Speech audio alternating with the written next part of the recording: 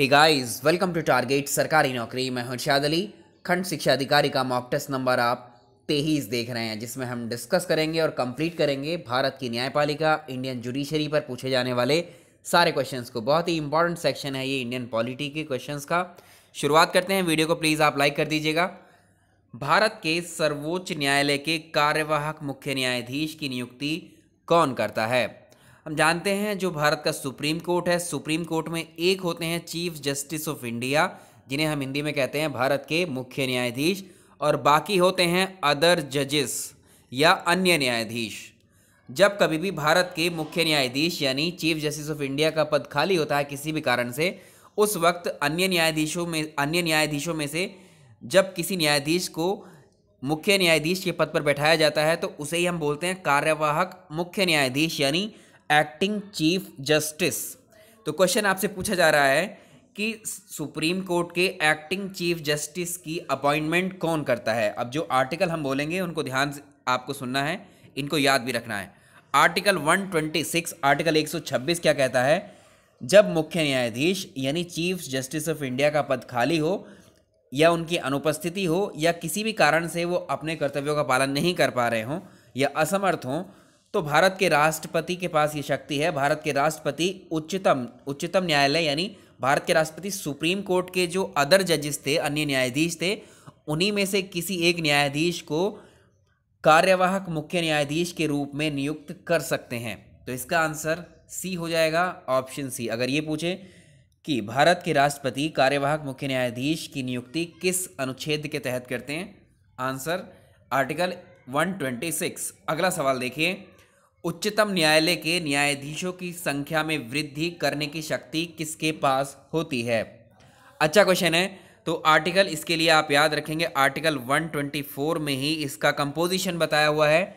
देखिए, उच्चतम न्यायालय यानी सुप्रीम कोर्ट के जो न्यायाधीश या जस्टिस है, उनकी संख्या में वृद्धि करने का जो शक्ति है वो संसद के पास है, पार्लियामेंट के पास होती है। अगर आपसे पूछे भारत के मूल संविधान में उच्चतम न्यायालय के कुल जजों की संख्या कितनी थी, तो जिस वक्त संविधान लागू हुआ था उस वक्त सुप्रीम कोर्ट में जो कंपोजिशन था न्यायाधीशों का, उसमें एक चीफ जस्टिस हुआ करते थे और 7 अदर जजेस। अगर टोटल जजेस पूछे तो ये टोटल हो जाएंगे 7 और 1 8, ये भी तो जज ही हैं। तो टोटल अगर कुल संख्या पूछे मूल संविधान में जजों की तो 8 थी, एक चीफ जस्टिस थे, उसमें 7 अन्य जजेस। ये संख्या टाइम टू टाइम बढ़ी है, इसको संसद ने जो है अमेंड कर करके इस संख्या को बढ़ाया है।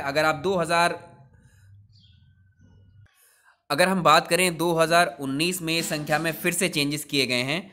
2009 में जब चेंज किया गया था तो उस वक्त एक चीफ जस्टिस ऑफ इंडिया हुआ करता था और 30 अदर जजेस हुआ करते थे, यानी टोटल 31 जजेस हुआ करते थे 2019 तक। 2019 में फिर से इस संख्या को बढ़ा दिया गया है। अब टोटल नंबर ऑफ जजेस की संख्या 31 की जगह 34 होती है सुप्रीम कोर्ट के अंदर। ये डेटा भी आप याद रखेंगे और इसका आंसर हो जाएगा सी। अगला क्वेश्चन देखेंगे। नेक्स्ट क्वेश्चन देखिए, इधर नेक्स्ट क्वेश्चन देखें। सुप्रीम कोर्ट में संविधान के निर्वचन से संबंधित मामलों की सुनवाई करने के लिए न्यायाधीशों की संख्या कितनी होनी चाहिए? संविधान के निर्वचन से मतलब होता है कॉन्स्टिट्यूशन का इंटरप्रिटेशन।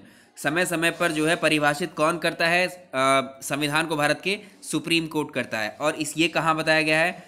आर्टिकल 145 के क्लॉज 3 में ये बात की गई है कि संविधान के निर्वचन से संबंधित किसी भी मामले की सुनवाई में कम से कम 5 न्यायाधीशों की संविधान पीठ बनेगी, या 5 न्यायाधीशों की संविधान पीठ जो है इस मामले की सुनवाई करेगी।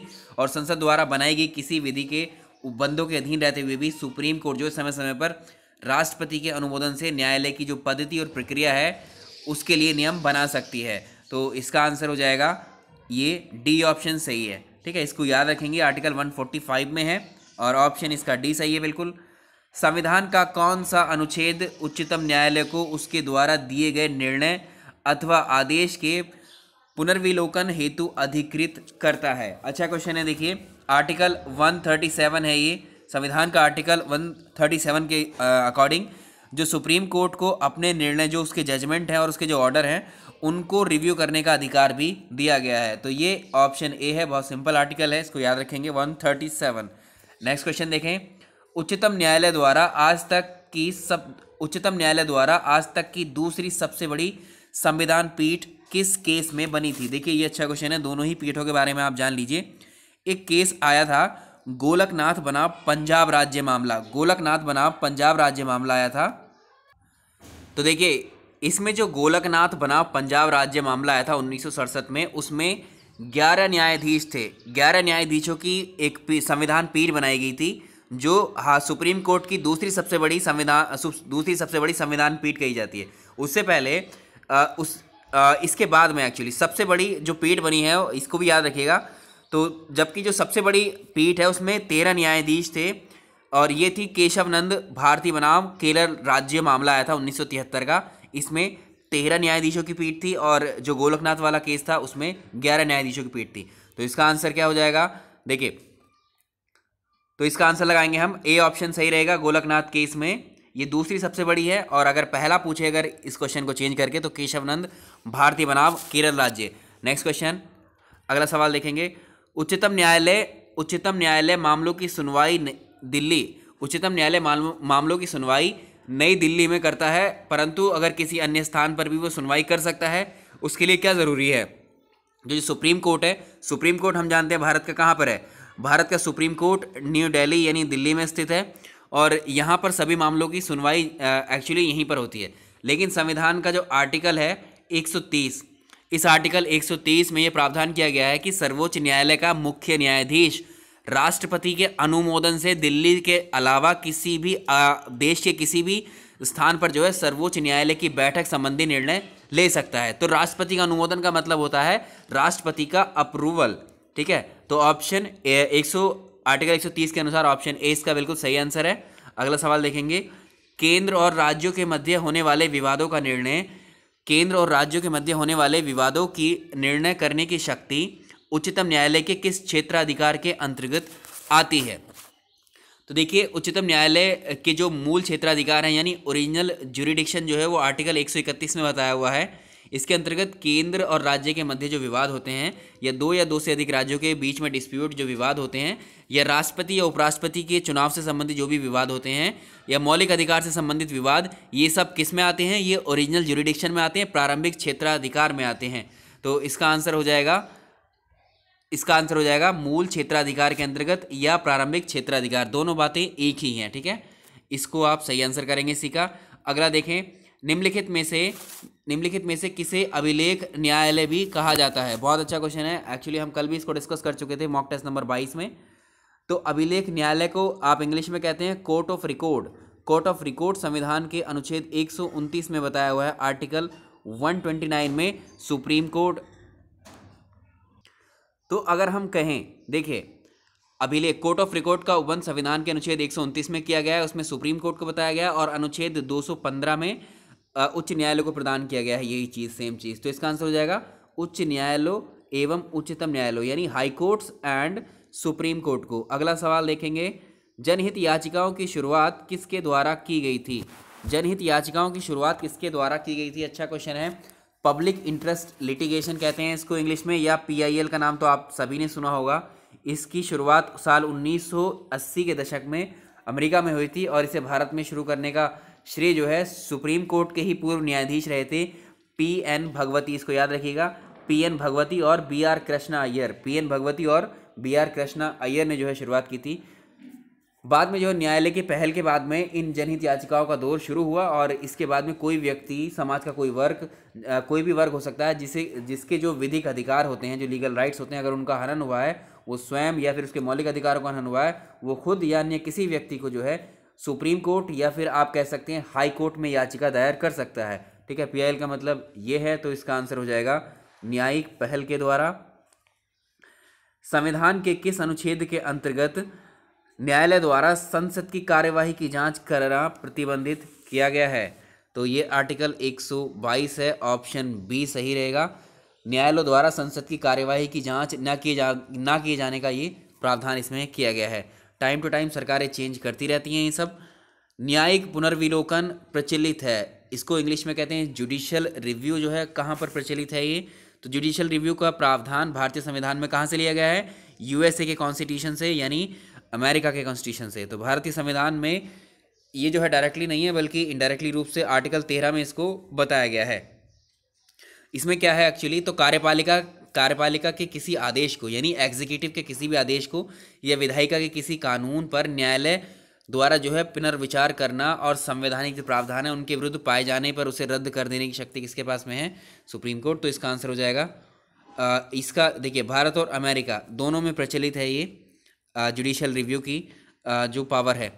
उच्चतम न्यायालय के न्यायाधीशों का वेतन किसके द्वारा निर्धारित किया जाता है? सुप्रीम कोर्ट के जस्टिस का जो सैलरी है वो कहाँ से आती है?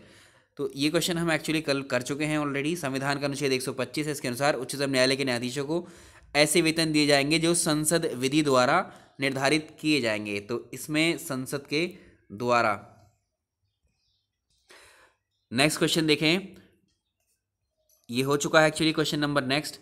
विधायी शक्तियों की संज्ञा सूची में सम्मिलित किसी विषय के संबंध में भारत के उच्चतम न्यायालय के क्षेत्राधिकार को बढ़ाने का अधिकार दिया गया है। तो संविधान का अनुच्छेद 138 है, क्लॉज 1 है। इसमें विधायी शक्तियाँ, ये जो लेजिस्लेटिव पावर होती हैं, जो लेजिस्लेटिव पावर की जो संज्ञा सूची में सम्मिलित किसी भी विषय के संबंध में भारत का जो सुप्रीम कोर्ट है उसके क्षेत्राधिकार को बढ़ाने का अधिकार संसद के पास होता है। यह ऑप्शन सी इसका सही आंसर है।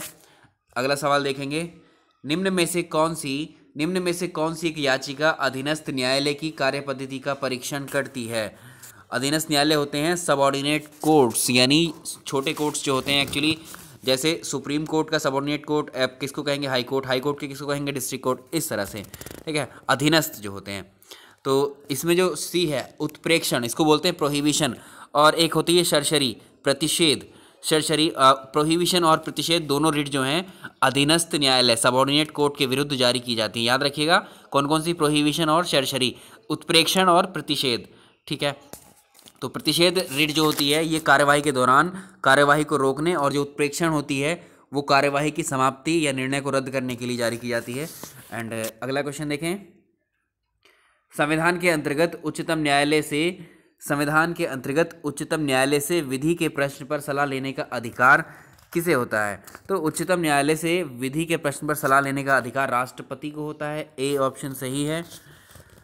तो इसमें आर्टिकल याद रखेंगे आप, आर्टिकल 143 आर्टिकल 143 के अनुसार राष्ट्रपति किसी विषय पर जो है सुप्रीम कोर्ट से सलाह मांग सकता है, और न्यायालय जो है सलाह देने के लिए बाध्य नहीं है, लेकिन अगर मांगी गई सलाह का संबंध संविधान के लागू होने के पहले किसी विषय से अगर है तो सलाह देना ज़रूरी हो जाता है।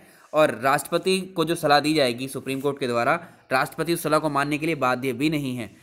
और इसका आखिरी क्वेश्चन देखें, भारत में न्यायिक सक्रियता का संबंध है। तो देखिए ये क्या है? न्यायिक सक्रियता का मतलब होता है जब न्यायपालिका अपनी न्यायिक भूमिका से आगे बढ़ के कार्यपालिका यानी विधायिका की भूमिका में हस्तक्षेप करता है, यानी एग्जीक्यूटिव मतलब सरकार के कार्य में जब न्यायपालिका हस्तक्षेप करने लगती है तो इसे बोलते हैं न्यायिक सक्रियता, यानी जुडिशियल एक्टिविज्म। तो भारत में न्यायिक सक्रियता का जो है स्रोत नहीं है एक तरीके से, ये एक्चुअली क्या है? जनहित याचिका में है शामिल ये, ठीक है, जनहित याचिका। तो भारत में न्यायिक सक्रियता का स्रोत जो है संविधान नहीं है, बल्कि इसका संबंध जनहित याचिका मान सकते हैं इसको। ऑप्शन बी सही रहेगा। इस मॉक टेस्ट में इतने ही क्वेश्चन रहने देंगे। जो अगला मॉक टेस्ट होगा, मॉक टेस्ट 24, बहुत इंपॉर्टेंट रहेगा। उसमें हम स्थानीय सुशासन यानी लोकल सेल्फ गवर्नमेंट के क्वेश्चंस करेंगे, जिसमें आप पंचायतें और नगर पालिका पर बेस्ड क्वेश्चंस होंगे, ठीक है। उसके बाद हम करेंगे भारत का निर्वाचन आयोग, और उसके बाद 1 से 2 मॉक टेस्ट और रहेगा, जिसमें आपके सारी पॉलिटी कंप्लीट हो जाएगी। उसके साथ हम चलाएंगे हिस्ट्री के और ज्योग्राफी के भी मॉक टेस्ट, ठीक है।